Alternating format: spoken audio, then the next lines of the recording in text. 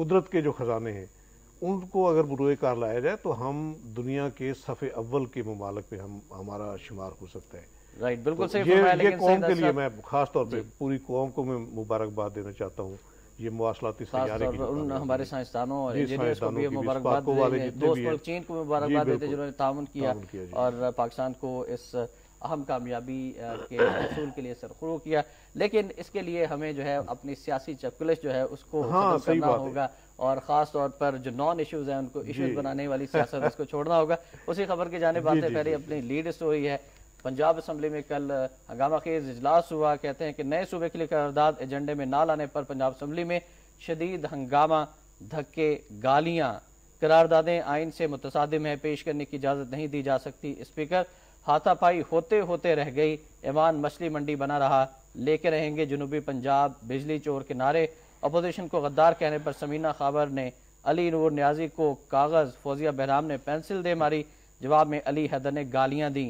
जनूबी पंजाब के लोग शुगर कोटेड गोली नहीं लेंगे। चौधरी जहीर अवामी ताकत से नया सूबा बनाएंगे। राजा रियाज इजलास गैर महीना मुद्दत के लिए मुलतवी पीपल्स पार्टी के अरकान का। पंजाब असम्बली की सीढ़ियों पर एहतजाजी मुजाहरा। थल को सूबा, सरगोदा को दारुल हुकूमत बनाया जाए। अली हैदर की करारदाद। जी सईद आसिफ साहब, वज़ीर आज़म सैयद यूसुफ रजा गिलानी साहब ने जो एक नया बीज बोया है और अब उसके समरात हम देखना शुरू हो गए हैं कि किस तरह से खास तौर पे मुल्क पंजाब के अंदर खास तौर पर पूरे मुल्क के अंदर एक इंतशार किसी कैफियत फैल गई है। क्या कहेंगे इस पर आप? इसमें देखिए शाह साहब, आपने सैयद यूसुफ रजा गिलानी का नाम बड़े बना सजा सवार के लिया है, लेकिन वो बेचारा तो कठपुतली है, पपट है। वो तो जिनके हाथों में वो खेलता है, उसकी डोरी जिन हाथों में, असल तो वो है पसे पर्दा जो है। वो शेर है ना कि मैं ख्याल हूँ किसी और का, मुझे सोचता कोई और है, सरे आईना तेरा अक्स है, पसे आईना कोई और है। तो पसे आईना जो है कौन लोग हैं, अब बताइए, हमारे अवाम को भी जानना चाहेंगे कौन है पसे आईना। अवाम को भी पता है जनाब, जो असल मुक्तदर ताकत है इस हुक्मरान पीपल्स पार्टी में, जिससे यानी कि इस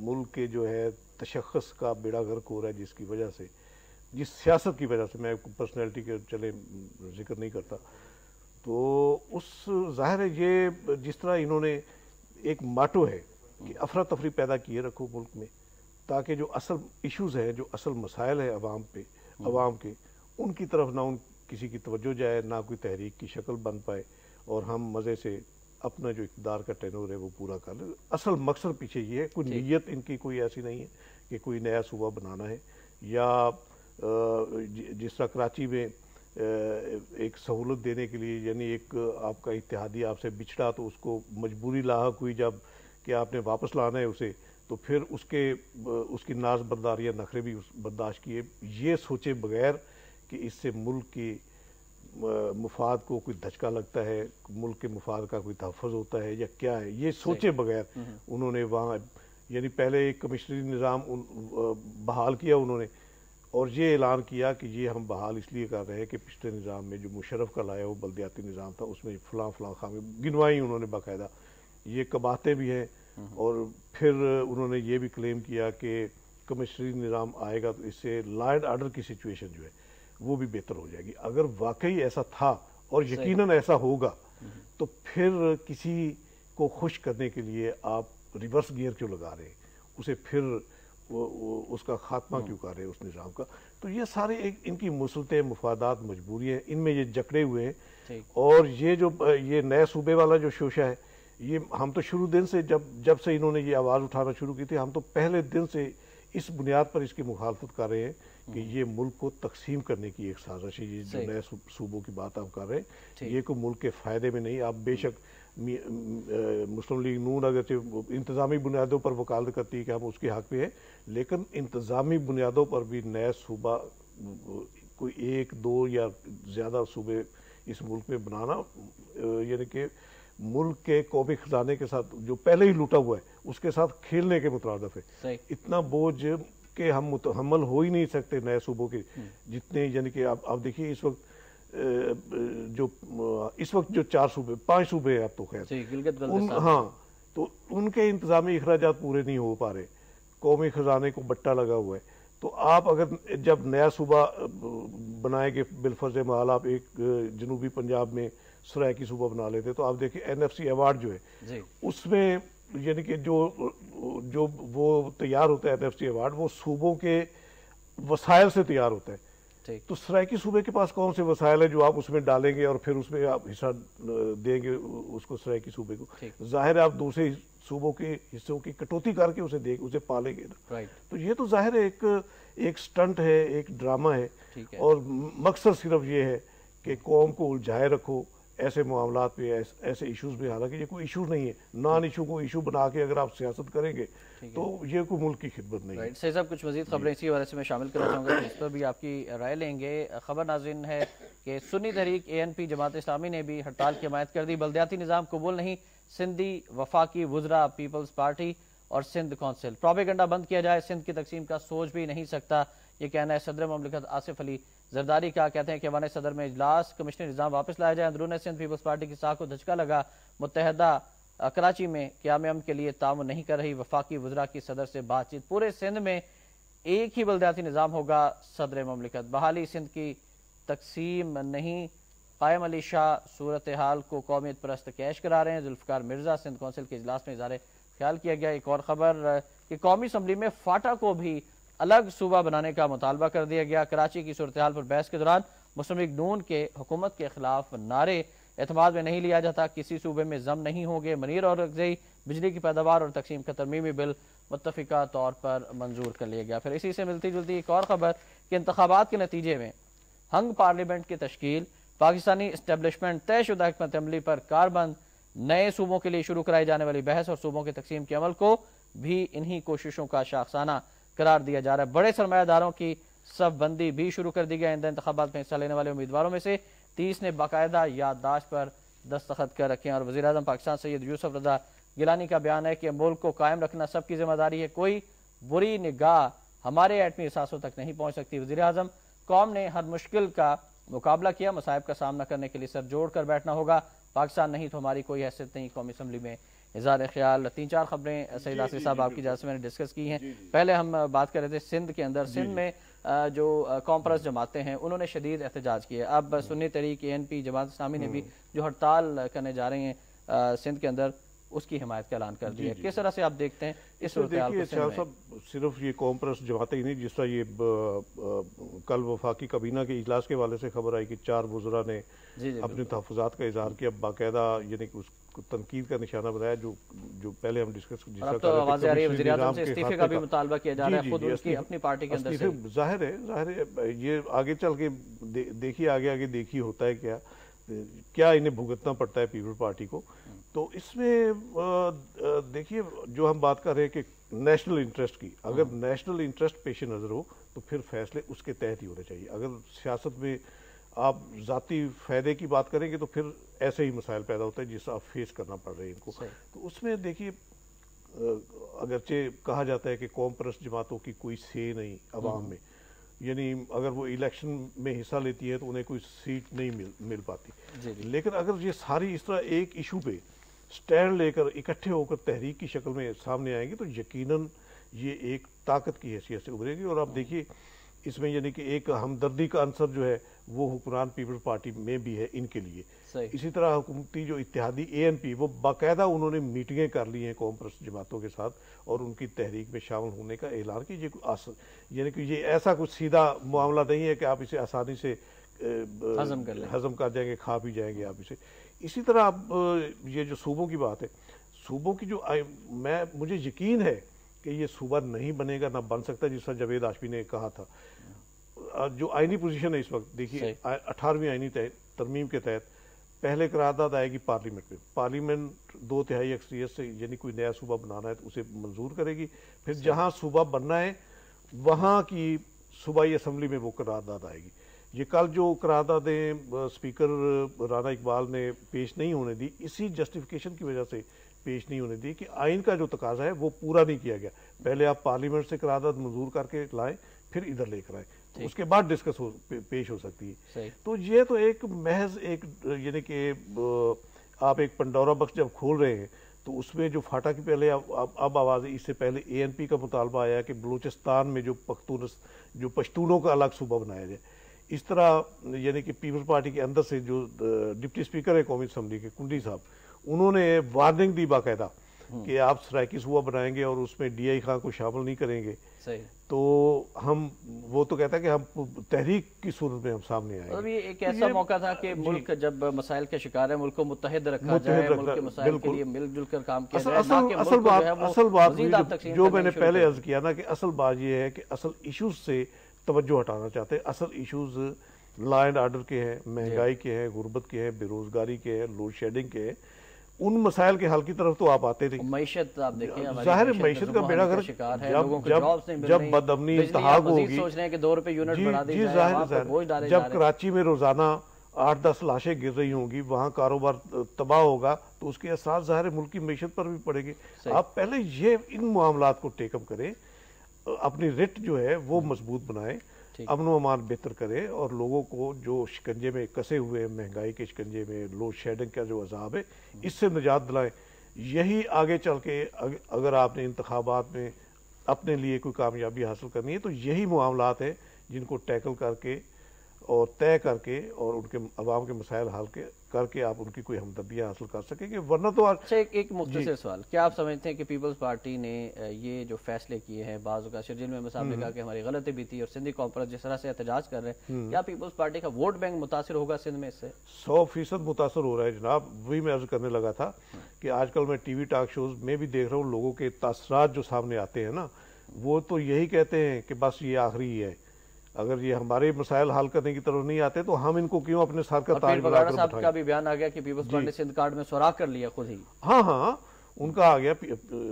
और इसी तरह यानी कि पीपल्स पार्टी के अंदर से जिस सब एक जो तहफ़्फ़ुज़ात का इज़हार सामने आ रहा है, तो उसके पेश नज़र आप देख रहे हो, यानी कि ये खुद इनके अपनी पार्टी के वज़रा कह रहे हैं कि हमारा वोट बैंक वहाँ मुतासर हो रहा है सिंध में। आप ये जो आज लाना फैसला किया है कमिश्नरी निज़ाम की वापसी का, तो इन्हें सोचना जमात को राजी करने के लिए इन्होंने कि अपने पाँव पे और मेरा नहीं यकीन कि अगर कल को कोई ऐसी सिचुएशन पैदा होती है कि बिलफर्ज महाल मुस्लिम लीग काफ जो है उसने भी आंखें दिखाना शुरू की है अब पीपल्स पार्टी को। कल परसों जो चौधरी शुजात की मुलाकात थी सदर साहब से, उन्होंने बाकायदा बावर कराया कि आपने हमारे साथ वादा किया था कि चौधरी परवेज लाई को नया वजीर आजम बनाया जाएगा, आपने अभी तक वो वादा पूरा नहीं किया। चौधरी मुनर सिलाई की रिहाई में आप मदद देंगे, आपने वो काम नहीं किया, तो हम आपके साथ क्यों खड़े रहे। और बाकायदा वार्निंग दी उन्होंने कि आप हमारे ये वादे पूरे नहीं करेंगे, हमारे साथ किए गए तो हम इक़्तिदार से अलग हो जाएंगे। तो आप वादों के हवाले से तो जी वो तो पहले ही माशाल्लाह शोहरत रखते हैं। जी बिल्कुल। तो उसके बाद देखिए ना फजलुर रहमान इनके साथ है, उन्होंने फिर इनकार कर दिया। अगर काफ लीग भी बाहर आ जाती है तो इनकी तो यानी कि हुकूमत चलाना मुश्किल हो जाएगा इनके लिए, और MQM इनका साथ नहीं देगी उस नाजुक घड़ी पे। तो इसलिए इन्हें देखना चाहिए कि मुल्क के मुफादात जो कौम के मुफादात हैं उनके पेश नज़र आप अपनी पॉलिसी अडॉप्ट करें। राइट, तो सही साहब गुफ्तगू सिलसिला जारी रहेगा। नाज़रीन ब्रेक के लिए जाना है, ब्रेक से पहले एक खबर डिस्कस करना चाह रहा हूँ। पेशावर के वाले से रिमोट कंट्रोल बम धमाका, खातून का खुदकुश हमला, 5 एहलकारों समेत 8 जाँ बहक 37 जख्मी हो गए। एक और खबर अमरीकी सफ़ीर के हवाले से कि बलूचिस्तान में कौंसलेट खोलने के लिए 1 साल पहले इजाज़त मांगी, अभी तक नहीं मिली। ऐसा तो नहीं आप कौंसल खाना खोलकर नई ग्रेड गेम शुरू कर दें, सहाफ़ी चाहते हैं यहाँ सरमायाकारी हो, ये कहना है कैमरॉन मंटर का। इस पर भी बात करेंगे कि अमेरिका क्या वाकई कोई नई ग्रेड गेम शुरू करना चाहता है बलूचिस्तान के अंदर। आप हमारे साथ ही रहिएगा और ब्रेक के बाद जब वापस आएंगे तो आपकी कॉल भी शामिल करेंगे। देखते रहिएगा नवाब टुडे।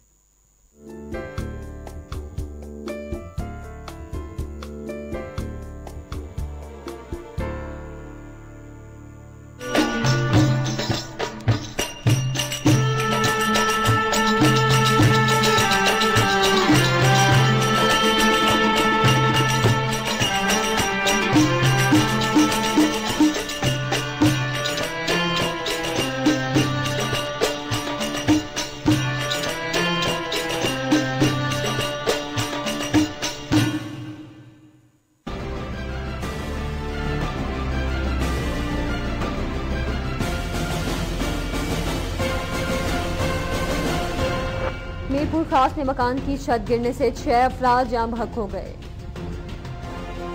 बर्मिंघम में 3 पाकिस्तानियों का कत्ल, गिरफ्तार शख्स जमानत पर रिहा। लाहौर में शहरियों को लूटने वाले 4 पुलिस एहलकार गिरफ्तार। और कराची में सरफराज शाह हलाकत केस का फैसला आज सुनाया जाएगा।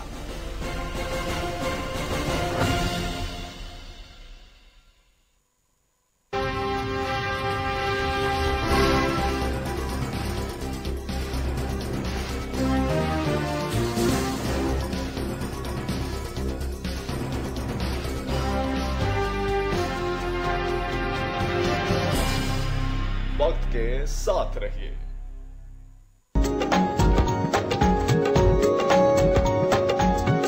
चेहरों पे झलके खुशियों के रंग, हर लम्हा बन जाए मनपसंद मनपसंद।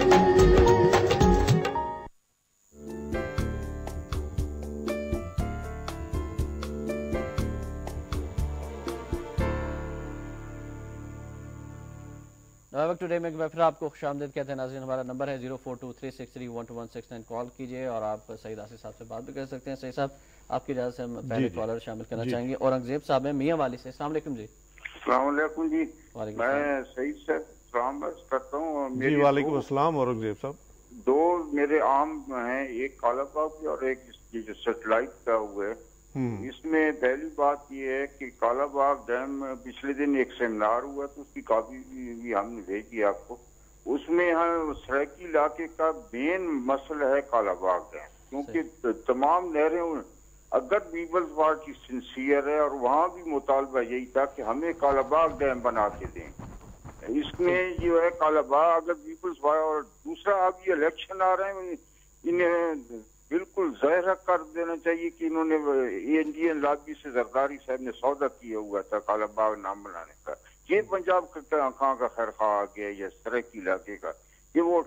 दूसरी बात ये है कि ये जो है सेटेलाइट का, इसका क्रेडिट जो है चाहे जो भी कह लें डॉक्टर अताउर रहमान और जनरल मुशर्रफ को जाता है, जिन्होंने 45 मिलियन रिस्क लेके अब ना वो ऑर्बिट का जो है एरिया वो सलाम में इन्होंने रिजर्व किया। अगर वो 6 माह ना करते तो वो भी चला जाता। ठीक है, थैंक यू वेरी मच जी। जिसने भी ये काम किया है लेकिन मुल्क कौम के मफाद में है और यकीनन क्रेडिट उसको जाना चाहिए। उमैर साहब की कॉल भी हम शामिल करें रावलपिंडी से। अस्सलाम वालेकुम जी।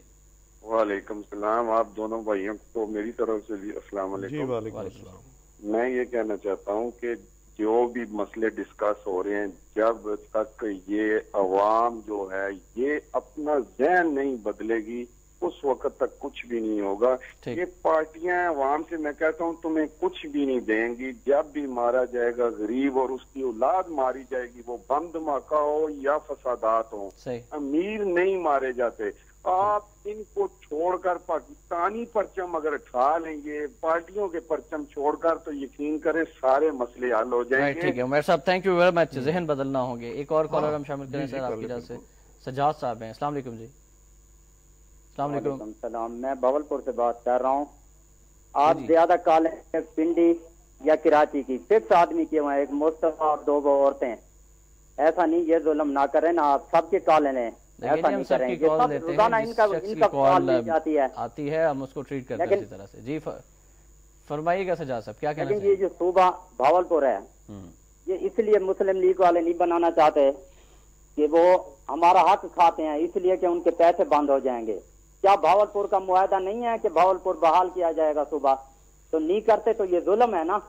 सही साहब, आप बात करना चाहेंगे? हाँ, इसमें thank you very much Sajad साहब। इसमें देखिए सजाद साहब, आपने अच्छी बात की, भावलपुर सूबे के हवाले से बात की। अभी कल हमारे नुआए वक्त में हबीबुल्लाह भुट्टा साहब का आर्टिकल भी था, तो सजाद साहब से मैं दरख्वास्त करूंगा कि वो आर्टिकल पढ़ ले आप। वो आपके मौक़िफ़ की उन्होंने वकालत की, सराइकी अवाम से माज़रत के साथ। हाँ, सराइकी अवाम से माज़रत। तो इसमें अब देखिए बात हुई है कि जब पंडोरा बॉक्स खुलेगा तो फिर हर जानब से आवाज़ें आएंगी।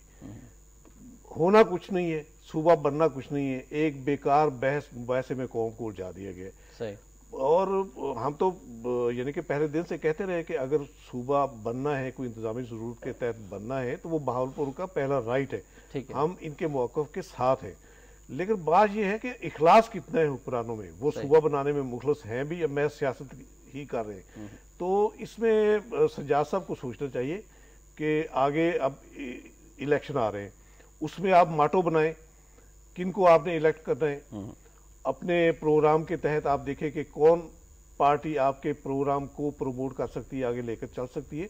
इसी तरह जो औरंगजेब साहब ने जो कॉल की है कालाबाग डैम के हवाले से, तो उसके हवाले से भी ये पीपल्स पार्टी का तो वाज़े एक स्टैंड है। मैं रात भी एक प्रोग्राम में शाजिया मरी साहब की डिस्कशन सुन रहा था, तो उन्होंने बाकायदा कैटेगरिकली ऐलान किया है कि कालाबाग डैम को हमने मुस्तरद किया हुआ है, और यानी कि वो एक रेफरेंस दे रही थी शजीर बेगम साहब के बयान के पीपल्स पार्टी के दौरे को नहीं बन सकता। हमारा जो मुआहदा हुआ है, एएनपी भी यही क्लेम करती है। 18वीं आईनी तरमीम जब मंजूर हुई तो इसी शर्त पे एएनपी ने यानी कि उसमें हिस्सा लिया था, मंजूरी में हिस्सा लिया था। एक तो वो खैबर पख्तूनख्वा बनवाया उन्होंने, और दूसरा कालाबाग डैम था कि ये कालाबाग डैम जो है ये आप उसी में दरिया समुद्र में आप ये फाइल जो है वो फेंक देंगे।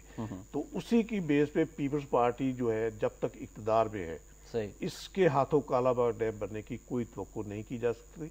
और अगर अगले आइंदा इंतखाबात में भी पीपल्स पार्टी मुंतखब होकर आ जाती है, ये ज़ाहिर है अवाम का अपना एक हक है, वो किसको इलेक्ट करके लाते हैं किसको नहीं लाते। लेकिन ये सोचना चाहिए कि अगर पीपल्स पार्टी मुंतखब होके आएगी तो अगले 5 साल भी कालाबाग डैम का तो आप ना जिक्र सुनेंगे, ना नाम सुनेंगे, ना उसके लिए कोई पेशरफ्त हो पाएगी। तो इसलिए ये सोचना चाहिए, यही अब वक्त है।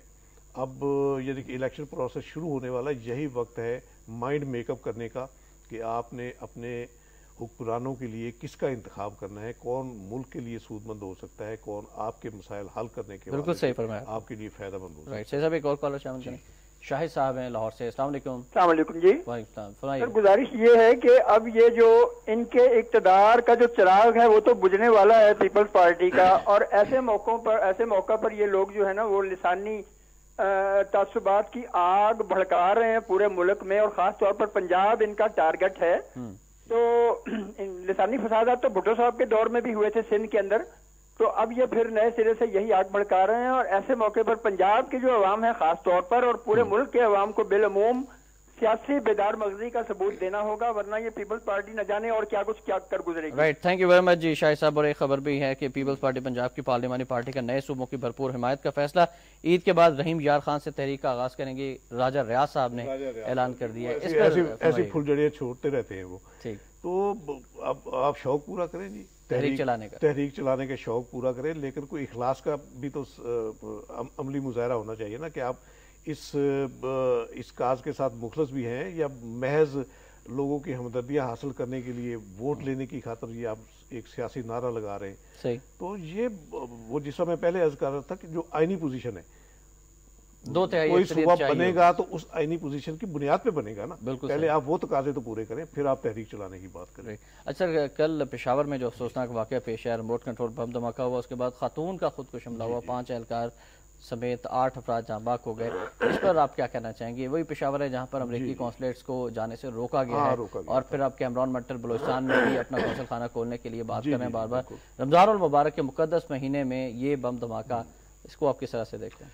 इसमें देखिए जी, सबसे अफसोसनाक तो ये कि वो जो तस्वीर छपी है खुदकुश अटैकर खातून बेचारी बच्ची की, तो उसको देख कर ही सच्ची बात है मुझे तो सुबह वहशत सी होने लगी थी कि ये क्या हमारे मुल्क का ये क्या नक्शा बन रहा है। सही, अब अगर मासूम बच्चियां भी इस तरह इस्तेमाल हो रही हैं तो इसके पीछे जो मोटिव्स हैं कम से कम उसका खोज लगाना चाहिए हमारे हुक्मरानों को।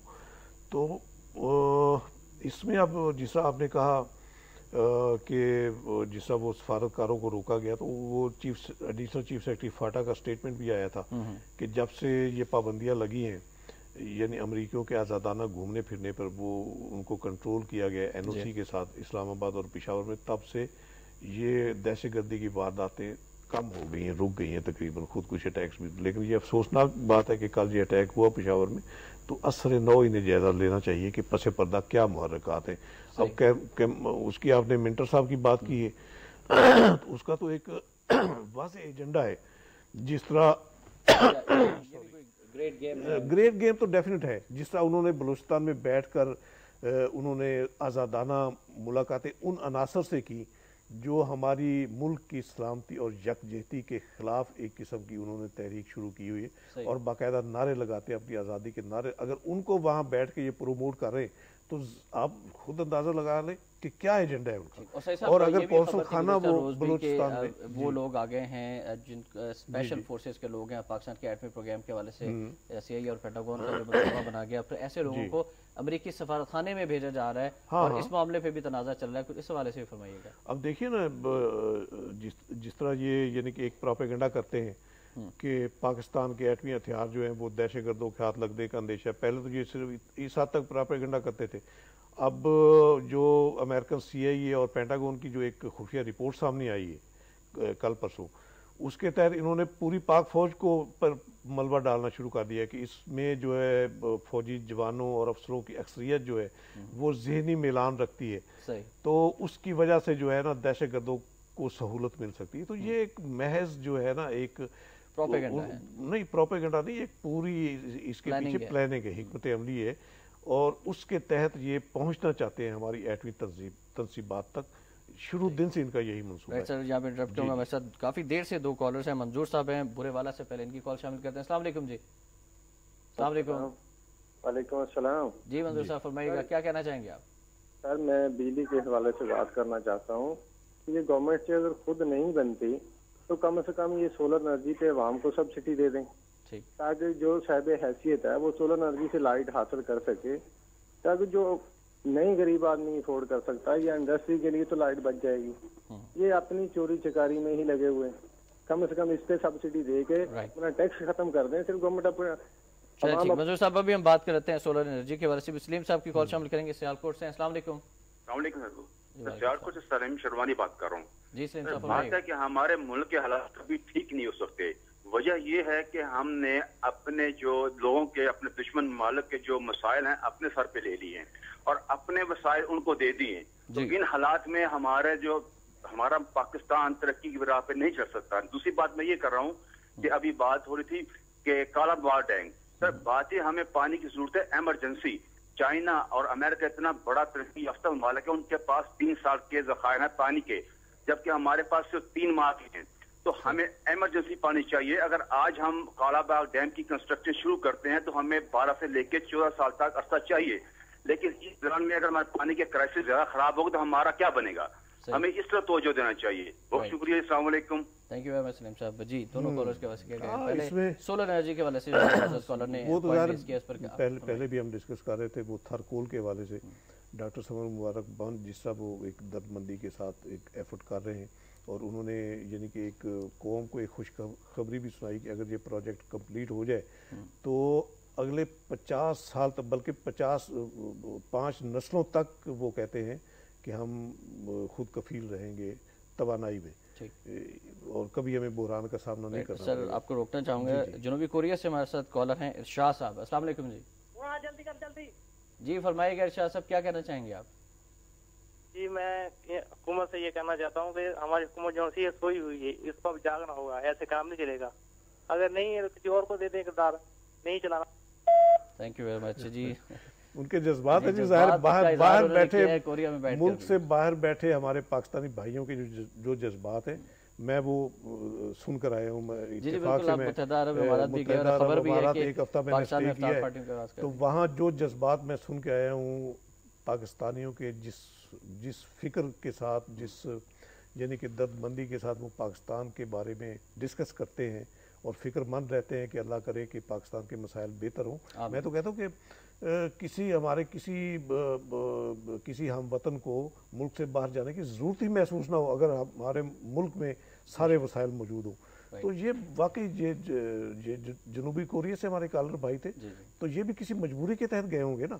यहाँ तो हमारे हुक्मरान धकेल रहे हैं अपने अवाम को, कभी कब्र की तरफ धकेलते हैं, कभी जहन्नम की तरफ धकेलते हैं और कभी ज़ाहिर मजबूर होकर लोग जिनके पास इस्तात है वो तो मुल्क छोड़कर जा भी रहे हैं। बहुत सारे ऐसे लोग खासतौर कराची के ऐसे ताजर सरकार हैं और अब इसी तरह ये जिस तरह इन्होंने कहा कि इन हुक्मरानों ने हमारे तवानाई का क्या क्राइसिस हमारे हुक्मरान अपनी बर्डन बनाने के लिए मुल्क से बाहर चले जाते हैं। मैंने यूएई में देखा कि एक लहजे, एक सेकंड के लिए वहाँ बिजली नहीं जाती, तो क्या वो किस तरह वो यानी कि मैनेज करते हैं?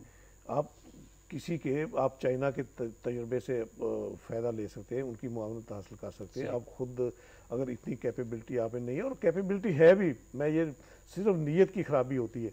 और जितनी यानी कि तवानाई इस वक्त पैदा हो रही है पाकिस्तान में, अगर उसी को सही तरीके से यूटिलाइज किया जाए तो मेरा ख्याल है इस बहरान से हम निकल सकते हैं। और जिस तरह यानी कि बिजली की चोरी होती है, फिर आपने ये जो थर्मल पावर प्रोजेक्ट्स का एक हवा क्रिएट किया हुआ है, और उनकी अदायगियाँ जो अरबों में होती हैं, वो जब पेमेंट नहीं हो पाती तो वो रोक लेते हैं, अपनी पैदावार रोक लेते हैं, तो इस तरह एक क्राइसिस नया खड़ा हो जाता है। तो हमारे मौजूद कॉलर का जो पॉइंट था वो ये था कि सोलर एनर्जी के हसूल के लिए आवाम को सब्सिडी दे दी जाए, कुछ रियायत दे दी जाए, तो आवाम जो है वो खुद छोटे छोटे ऐसे यूनिट्स लगा लें जो कि शमसी तवानाई से खुद बिजली हासिल करने के काबिल हो जाए। ये काबिल अमल हो सकती है तजवीज़। आज़ाद कश्मीर में सोलर एनर्जी का तजुर्बा बहुत कामयाब है। वहाँ उन्होंने यानी कि पहले सरकारी सतह पर किया, फिर अब पब्लिक यानी कि आम लोग जो हैं उनमें भी एक एनकरेजमेंट हो रही है सोलर एनर्जी के वो आलात लगाने की। तो मेरा ख्याल है इसमें कोई कबाहत नहीं है। अगर आप हुकूमत अपने वसाइल में से आवाम को कोई थोड़ी बहुत सब्सिडी देकर, या जो सोलर एनर्जी के जो आलात हैं वो उनको अगर कुछ थोड़ा सा वही सस्ता, वही सब्सिडी देकर ही आप सस्ता कर सकते हैं ना, तो आम आदमी की रसाई में हो जाएगी, तो मेरा ख्याल है इस क्राइसिस से हमें निजात मिल सकती है। राइट। और हम अपने तमाम उन मौजूद स्कॉलर्स का शुक्रिया अदा करते हैं जिन्होंने आज के प्रोग्राम में कॉल्स की, जिनकी कॉल्स हम शामिल नहीं कर सके वक्त की कमी के बायस, उनसे हम माज़रत ख्वाह हैं। और अब बढ़ेंगे आज के नवा वक्त कॉलम की जानिब।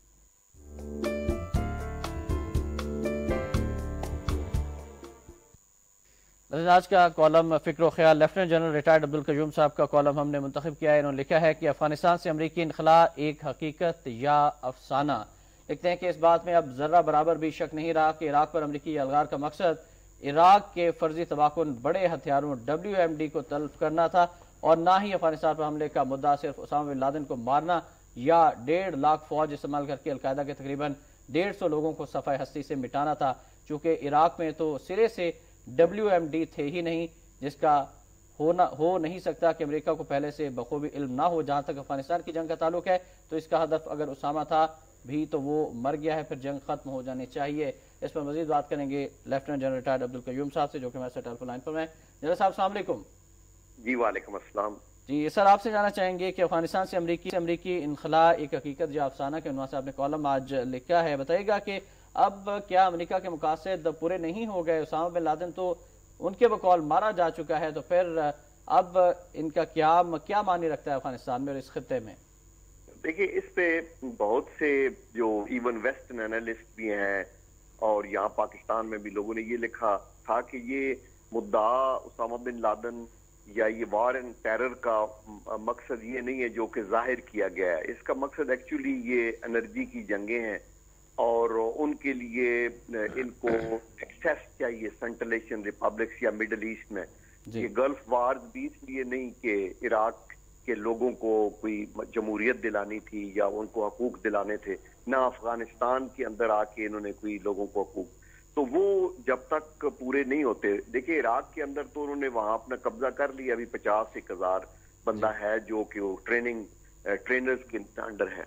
और इसी तरह इधर भी अगर ये अभी तक हासिल नहीं हुए तो ये जाना नहीं चाहेंगे, और बहुत बड़ी इन्वेस्टमेंट है। मैंने इसमें बागराम का जिक्र किया है कि उसमें डबल एयर स्ट्रिप्स हैं, अंडरग्राउंड फैसिलिटीज हैं, उसमें 50 बेड का हॉस्पिटल है, 500 लोगों की जेलें बनी हुई हैं, कॉलोनीज हैं, तो बड़ा बहुत कुछ है। तो ये अभी वो इंसिस्ट कर रहे हैं। सो देयरफॉर अगर वो कहें भी कि हम निकल रहे हैं तो 1, 2, 3 वो बेसिस रखेंगे, और वो बेसिस रखेंगे तो इसका मतलब है वो नहीं निकले हैं।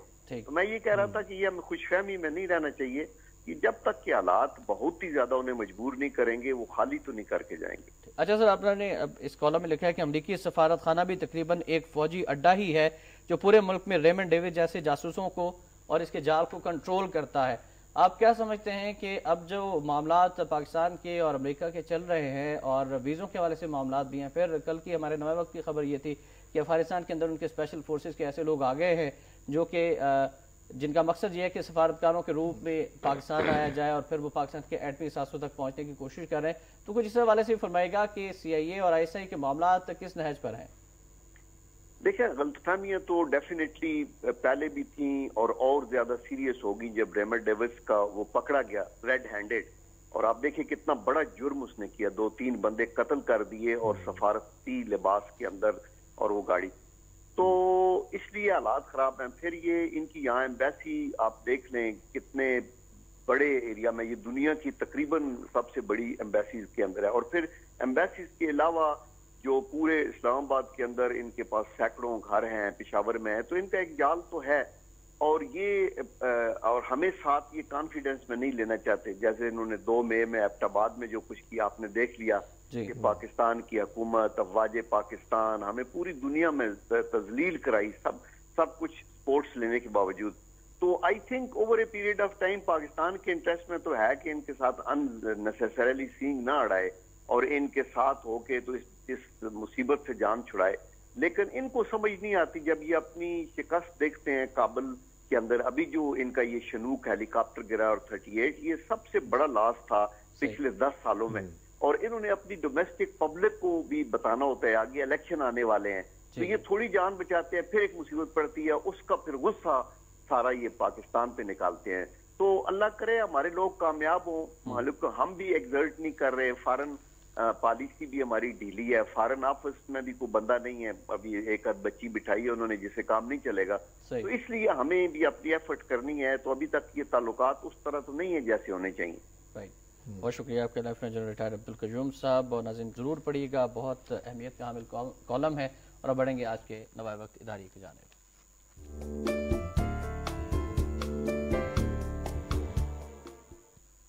आज के नवाए वक्त जारी है। वफाकी काबीना और कौमी असम्बली के इजलास में वुज़रा और हुकूमती अरकान की पार्टी पॉलिसियों पर तनकीद। नॉन इश्यूज़ को इशू बनाने के बजाय असल मसाइल पर तवज्जो दें। इदारा यह है कि वफाकी काबीना के इजलास में सिंध से ताल्लुक़ रखने वाले पीपल्स पार्टी की 4 वफाकी वुज़रा मखदूम अमीन फ़हीम, सैयद खुर्शीद शाह, नवीद कमर और मौला बख्श चांडियों ने सिंध हुकूमत की जानिब से कमिश्नरी निज़ाम के खात्मे पर शदीद तहफ़्फ़ुज़ात का इजहार करते हुए अपना एहतजाज रिकॉर्ड कराया। जबकि पीपल्स पार्टी से ही ताल्लुक़ रखने वाले 4 दीगर वफाकी वुज़रा अब्दुल हफीज़ शेख, डॉक्टर आसिम हुसैन, मीर हज़ार खान बजरानी और गौस बख्श मेहर ने भी उनके मौक़िफ़ की तायीद की। आखिरी लाइव डिस्कस करना चाहूँगा कि अवाम तो हुकूमत के पैदा करदा रोटी, रोजगार और बिजली गैस की लोड शेडिंग के मसाइल से पहले ही आजिज आए हुए हैं।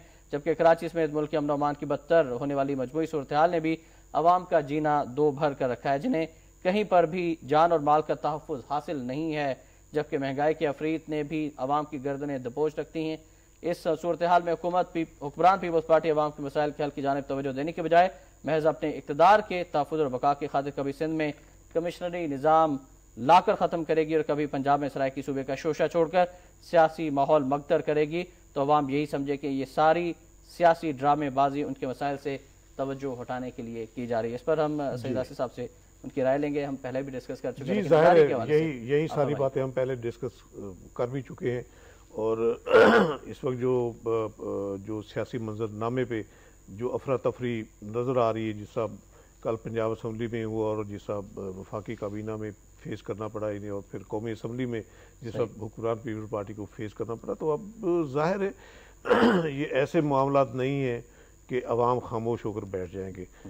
अगर अवाम महसूस करते हैं कि हुक्मरानों की पॉलिसियों से मुल्क के मफादात को धचका लग रहा है, उनके मसाइल के हल की कोई सबील नहीं निकल रही, तो वो मुस्तरब हो के अब असम्बलियों में उनके नुमाइंदे अगर एहतजाज कर रहे हैं तो कल को अवाम भी सड़कों पर नजर आएंगे। जिस तरह सिंध में तो अब तहरीक बाकायदा शुरू हो भी चुकी है, और कल सुना है, कल यानी कि 13 अगस्त को बाकायदा एक उन्होंने हड़ताल का ऐलान किया, और जिसमें पीर पगाड़ा ने भी हत्या के सपोर्ट कर दिए उस हड़ताल को।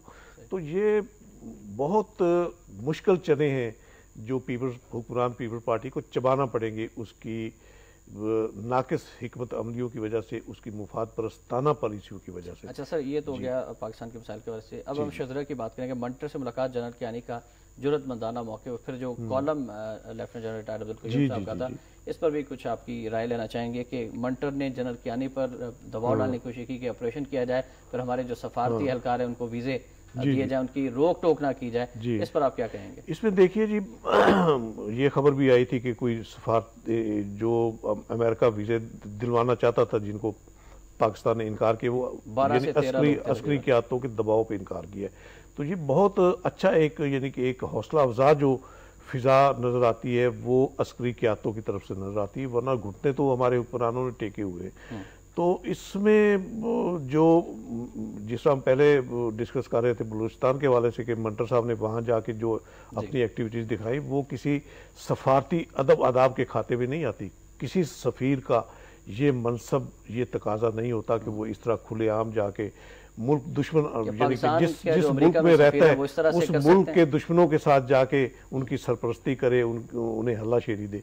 तो मेरा ख्याल है इन क्लचेस से अब निकलना पड़ेगा हमारे हुक्मरानों को, वरना मुल्क की सलामती बहुत खतरे में है इस वक्त। राइट। और नाज़रीन हम दुआ गो हैं कि अल्लाह ताला हमारे मुल्क को सलामत रखे। सईद आज़ साहब बहुत शुक्रिया आपका, तशरीफ बहुत मेहरबानी आपकी, थैंक यू वेरी मच। नाज़रीन आखिर में फरमाने कायद-ए-आज़म रहमतुल्लाह अलैह कायद-ए-आज़म ने फरमाया था कि हम चाहते हैं कि आप खुददार लोगों की तरह अपने पैरों पर खड़े हो जाएं, अपने मुल्क के वसाइल को तरक्की दें और अपनी खूबियों को उजागर करें। कोयटा म्यूनिसिपैलिटी की इस्तकबालिया में 15 जून 1948 को कायद ने यह फरमाया था। यकीनन इस पर गौर करने की ज़रूरत है और इस पर अमल करने की भी ज़रूरत है। नाज़रीन एहतशाम रहमान को नवाब टुडे से इजाज़त दीजिए। अल्लाह हाफ़िज़।